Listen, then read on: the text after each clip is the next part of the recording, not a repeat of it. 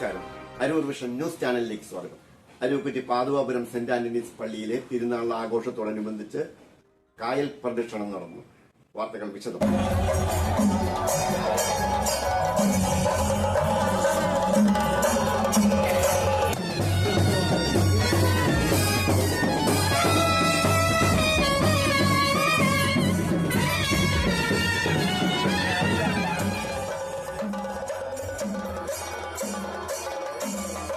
Arookutty Pathuvapuram saint Antony's പള്ളിയിലെ വിശുദ്ധ അന്തോണീസിന്റെ തിരുനാൾ സമാപനത്തോടനുബന്ധിച്ച് ഇന്ന് ഭക്തിസാന്ദ്രമായ അന്തരീക്ഷത്തിൽ പ്രശസ്തമായ കായൽ പ്രദക്ഷിണം നടന്നു.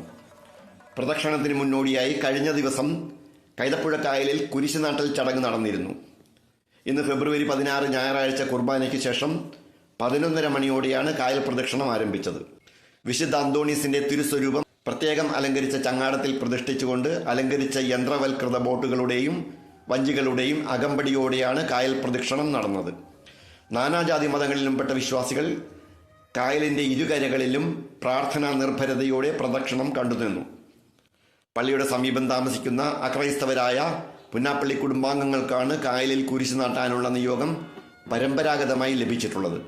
അക്കൂട്ടത്തിൽ പുതുതലമുറക്കാരനായ പുന്നാപ്പള്ളി രാജന്റെ മകൻ കണ്ണനാണ് ഇത്തവണ കായലിൽ കുരിശ് നാട്ടിയത്.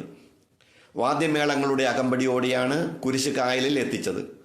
പള്ളി വികാരി father Antony Kuzhuvelil, father Mithin Antony, father Bibin George എന്നീ വൈദികർ ചടങ്ങുകൾക്ക് കാർമ്മികത്വം വഹിച്ചു.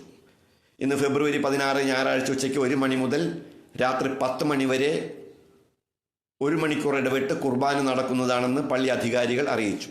തിരുനാളിനോടനുബന്ധിച്ച് ഭക്തജനങ്ങൾക്ക് ഉച്ചഭക്ഷണവും നൽകി വരുന്നു. ഫെബ്രുവരി 23 ഞായറാഴ്ചയാണ് അരൂക്കുറ്റി സെന്റ് ആന്റണീസ് പള്ളിയിലെ 8ാം തിരുനാൾ ആഘോഷം നടക്കുന്നത്.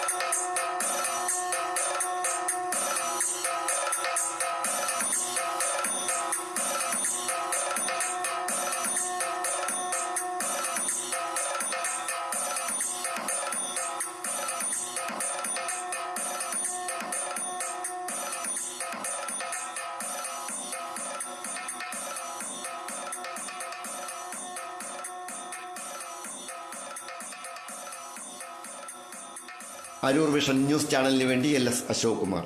നന്ദി.